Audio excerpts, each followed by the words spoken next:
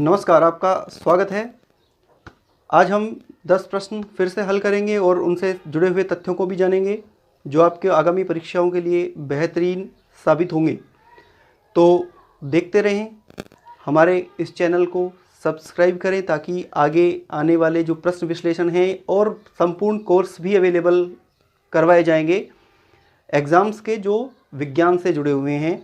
इसके अलावा कंप्यूटर भी अवेलेबल करवाया जाएगा।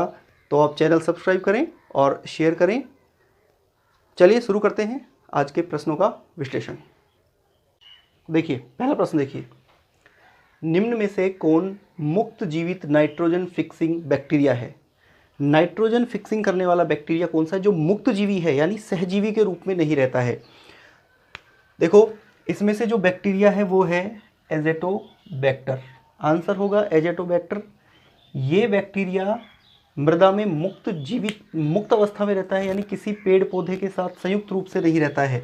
ध्यान रखना, ये पौधों में पाया जाएगा, ये भी पौधों के साथ सहजीवन होता है। इसका भी राइजोबियम कई बार पूछा जाता है, राइजोबियम जीवाणु के बारे में। तो ध्यान रखना, ये राइजोबियम जो है वो लेग्यूमिनेसी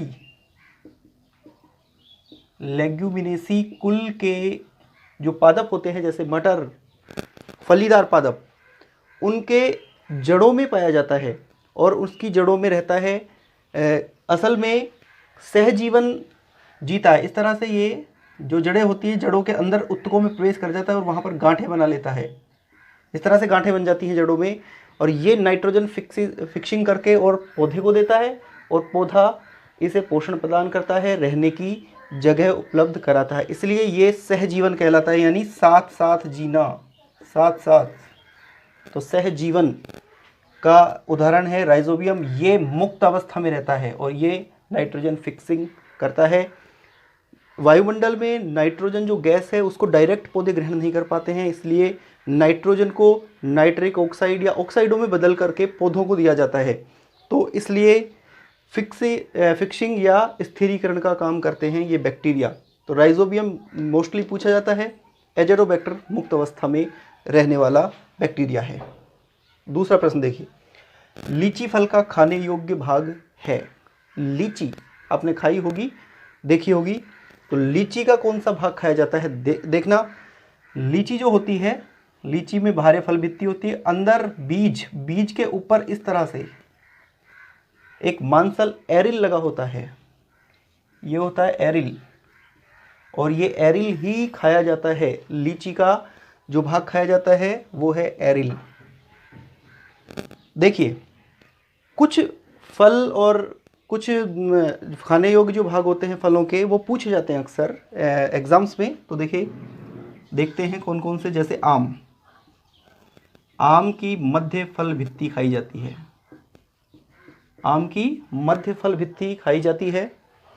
ऐसे ही जैसे गेहूं है, गेहूं में भ्रूणपोष और भ्रूण खाया जाता है। भ्रूणपोष और भ्रूण को खाया जाता है। काजू पूछ ले आपसे, तो काजू में बीज पत्र खाए जाते हैं, बीज पत्र। सेब, एप्पल जो होती है, एप्पल पुष्पासन से बनी हुई होती है, पुष्पासन होता है ये, तो इसका खाया जाने वाला भाग है पुष्पासन। इसी तरह से लौंग जो होती है, लौंग आपने खाई होगी, देखी होगी, चाय बनाते हो डालते भी हो। तो लौंग जो होती है वो होती है पुष्पकली। इस तरह से पूछ लिए जाते हैं कई बार प्रश्न कि ये कौन सा भाग है, लौंग क्या है, सेब क्या है। तो ऐसे भी प्रश्न पूछ लिए जाते हैं। चलिए, थर्ड प्रश्न देखिए, शरीर की जो आपातकालीन ग्रंथि है वो कौन सी है? थाइमस, वृषण, एड्रिनल और पीयूष। तो आपातकालीन यानी संकट में बचाने वाली ग्रंथि, और संकट से बचाने वाली ग्रंथि होती है एड्रिनल। एड्रिनल जो ग्रंथि है वो संकटकालीन हार्मोन स्रावित करती है, एड्रेनलिन। देखो, ये एड्रिनल जो ग्रंथि है इसे 4S ग्रंथि भी कहते हैं, क्योंकि ये 4 तरह के हार्मोन स्रावित करती है। एक शुगर वाला हार्मोन ग्लूकोकॉर्टिकोइड स्रावित करती है, एक होता है साल्ट वाला हार्मोन, इसके अलावा होता है स्ट्रेस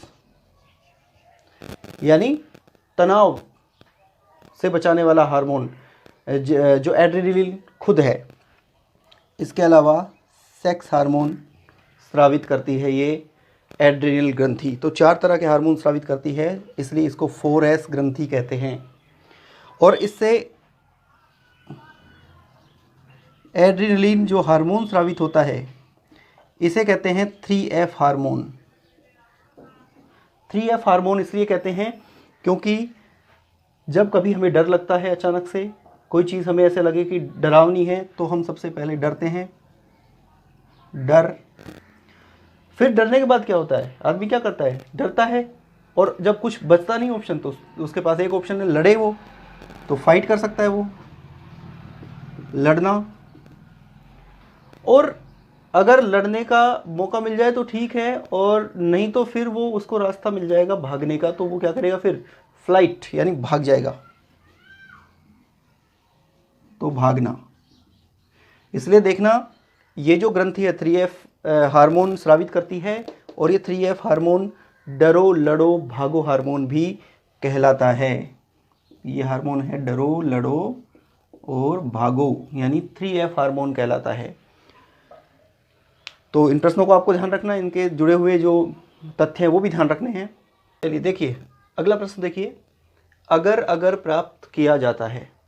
अगर वास्तव में ध्यान रखना एक शैवाल से प्राप्त होने वाला पदार्थ है, शैवाल से प्राप्त होता है, और ये जीवाणु संवर्धन के लिए काम में लिया जाता है। जीवाणुओं को पोषक माध्यम प्रदान करते हैं। इस पर जैव प्रौद्योगिकी में भी इसको बहुत काम में लेते हैं। जीवाणुओं के संवर्धन हेतु, पोषक माध्यम प्रदान करने हेतु शैवाल से प्राप्त होता है। लेकिन यहाँ तो ऑप्शन दे दिए शैवाल ही शैवाल सारे, कौन से शैवाल से प्राप्त होता है।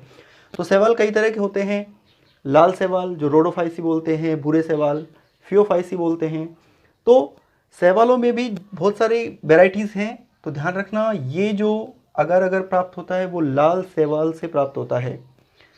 तो लाल शैवाल से प्राप्त होता है अगर, और ये क्या करता है, काम क्या होता है इसका, जीवाणु संवर्धन का काम करते हैं, इस पर पोषक माध्यम प्रदान करता है। तो इससे जुड़ा हुआ प्रश्न पूछ लिया जाए कि जीवाणु संवर्धन के लिए क्या काम में लिया जाता है, तो अगर। नेक्स्ट देखिए, क्लोरोफिल में शामिल होता है। क्लोरोफिल पौधों की पत्तियों में जो वर्णक होता है उसमें कौन सा तत्व मौजूद होता है, ये पूछा गया है। तो ध्यान रखना क्लोरोफिल में मैग्नीशियम होता है। मैग्नीशियम पाया जाता है क्लोरोफिल में, जो प्रकाश संश्लेषण के समय बहुत महत्वपूर्ण भूमिका निभाता है ये मैग्नीशियम। इसके अलावा कोई नहीं होता है क्लोरोफिल में। नेक्स्ट प्रश्न देखिए, गुथे आटे की किसी लोई को बेलकर समतल चपाती का रूप दिया जाता है, तो उस पर कौन सा बल लगाकर लोई की आकृति को बदला गया है। यानी आटा गुथा हुआ है, उसकी लोई ली और लोई दबा करके उसको समतल चपाती बना दिया गया, उस पर बल लगाया गया उस पर। तो उसमें कौन सा बल लगाया गया है, अभिकेंद्रीय, अपकेंद्रीय, प्रत्यास्थ और पेशीय। देखो प्रश्न को समझना और यूज़ करके देखो क्या लगाया गया आपने, ताकत कहाँ से दी है उसको दबाने के लिए, हमारे शरीर ने, हमारे शरीर के हाथों ने उसको दबाया है। और ये हाथों की ताकत को कौन क्या कहेंगे, पेशीय बल, यानी हमारी जो मांसपेशियां हैं उनके द्वारा लगाया गया बल है ये।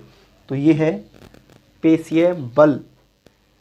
अभिकेंद्रीय बल होता है केंद्र की तरफ खींचने वाला बल, अपकेंद्रीय बल बाहर की तरफ जाने वाला बल। जैसे दूध से दही बनाते हैं और दही से फिर मक्खन निकालते हैं, छाछ बनाते हैं, उस समय कौन सा सिद्धांत काम करता है, अपकेंद्रण ही काम करता है। जब छाछ बनाने की मशीन चलाई जाती है तो उससे दूर की तरफ मक्खन चला जाता है, यानी घी दूर हटता जाता है, वो अपकेंद्रण के सिद्धांत पे काम करते हैं। इसके अलावा वॉशिंग मशीन भी अपकेंद्रण के सिद्धांत पर काम करती है। प्रत्यास्थ बल जैसे कोई फुटबॉल है, फुटबॉल को हमने नीचे डाला तो वापस टकरा करके ऊपर आ रही है, तो वो किसके कारण, प्रत्यास्थता के कारण ही आ रही होती है। तो उसमें कौन सा होता है, फुटबॉल में यानी टप्पा खाकर वापस आ जाए, तो वो जो बल होता है वो होता है प्रत्यास्थ बल। ये देखिए नेक्स्ट प्रश्न देखिए, हम किसी अदीप्त वस्तु को देख सकते हैं जब प्रकाश, कोई अदीप्त वस्तु यानी दिख नहीं रही है, अंधेरे में है या कहीं पर भी है, अदीप्त वस्तु है, उसे कैसे देखा जा सकता है, कैसे दिखेगी वो, उससे उत्सर्जित होकर आंखों तक पहुंचता है, यानी प्रकाश उससे उत्सर्जित होकर आंखों तक पहुंचता है, नहीं, प्रकाश उत्सर्जित नहीं होता है ऐसे अदीप्त वस्तु से। ऐसे नहीं होगा कि यहाँ से प्रकाश निकलना शुरू हो गया इससे अपने आप, कभी नहीं होगा, उससे हमारी आंखों की ओर परावर्तित होता है प्रकाश।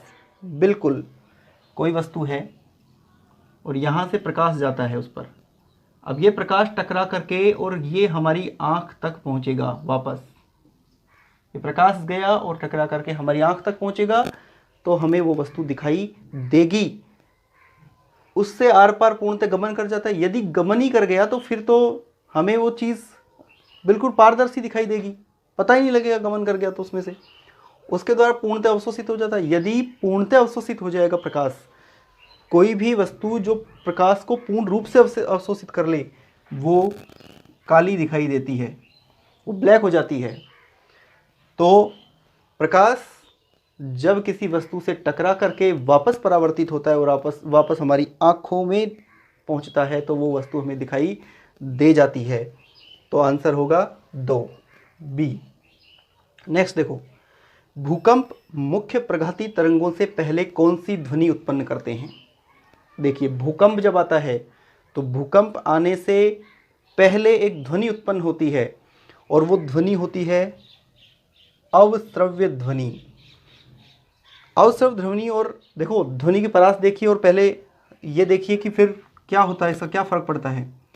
ये ध्वनि तरंग आवृत्ति यहाँ से ये 20 हर्ट्ज़ है, ये 20,000 हर्ट्ज़ है और ये उससे ऊपर है और ये इधर नीचे है। तो 20 हर्ट्ज़ से 20,000 हर्ट्ज़ के बीच की ध्वनि तो होती है श्रव्य ध्वनि, जो मनुष्य को सुनाई देती है। इससे कम वाली होती है अवश्रव्य और अश्रव्य से ऊपर वाली होती है पराश्रव्य यानी अल्ट्रासाउंड। अल्ट्रासाउंड होती है और ये ऑडिबल यानी श्रव्य ध्वनि होती है और ये अवश्रव्य यानी इंफ्रासोनिक ध्वनियाँ होती हैं। इंफ्रासोनिक ध्वनियाँ जो होती हैं वो चूहे और सांप ये सुन सकते हैं, इसलिए भूकंप आने से पहले ये विचलित हो जाते हैं, इन्हें पता लग जाता है कि भूकंप आएगा, अवश्रव्य ध्वनियों को ये सुन सकते हैं। अल्ट्रासाउंड वगैरह जानते ही हो आप, पराश्रव्य ध्वनि आजकल मेडिकल जो चिकित्सीय प्रणाली है उसमें भी पराश्रव्य ध्वनि अल्ट्रासाउंड्स होते हैं, जांच के लिए भी अल्ट्रासाउंड्स या पराश्रव्य ध्वनियों को काम में लिया जाता है। वेग समय की प्रवणता से प्राप्त होता है। देखो अगला प्रश्न है, वेग और समय की प्रवणता से, प्रवणता यानी एक तरह से बदलाव, वेग और समय का आपस में बदलाव हो तो क्या प्राप्त होगा। देखो ध्यान देना, वेग और समय, समय के साथ वेग में परिवर्तन हो जाए तो वेग में जो परिवर्तन होता है वो होता है त्वरण। बाइक चलाते हैं और बाइक चलाते समय हम वेग में कभी परिवर्तन तेज़ करते हैं, उसको स्पीड बढ़ा देते हैं, एक्सीलेटर को तेज़ करते हैं, कभी एक्सीलेटर को स्लो डाउन करते हैं तो वो स्पीड कम हो जाती है, वेग कम हो जाता है उसका, यानी विस्थापन की जो दर है वो कम होती जाती है। तो विस्थापन यानी जो वेग है, वेग में जो परिवर्तन हो रहा है, वेग में परिवर्तन की दर होती है त्वरण। इसलिए वेग समय की प्रवणता से प्राप्त होगा त्वरण।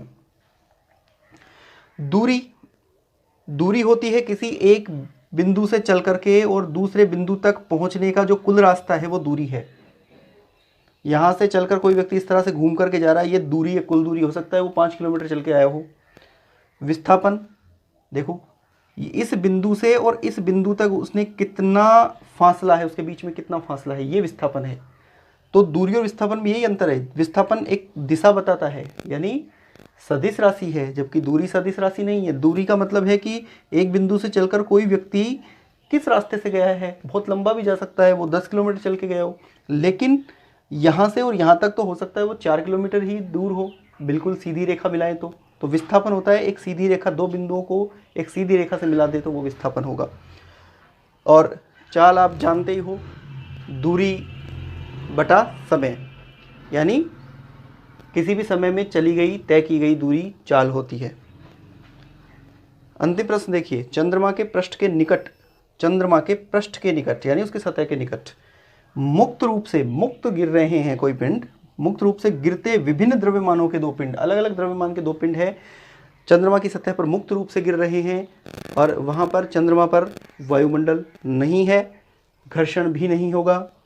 तो क्या होगा वहाँ पर? तो दो पिंडों के वेग किसी क्षण समान होंगे, बिल्कुल किसी न किसी क्षण उनके जो वेग हैं वो समान होंगे, वेग समान होगा उनका। तो बाकी ऑप्शन, त्वरण के विभिन्न त्वरण नहीं होंगे, यानी एक्सेलरेशन अलग अलग नहीं होगा उनका, समान प्रकार के बल कार्य करेंगे ये भी नहीं होगा, और जड़त्व में परिवर्तन, जड़त्व यानी उसके स्थिर रहने की जो ताकत है, कैपेबिलिटी, वो भी नहीं होगी। तो वेग किसी क्षण उनके समान होंगे। किसी भी वायुमंडल विहीन सतह के निकट कोई पिंड गिर रहे हैं स्वतंत्र रूप से, मुक्त रूप से, तो उनके वेग हमेशा समान होते हैं। तो ये थे आज के 10 प्रश्न विश्लेषण। नमस्कार, धन्यवाद।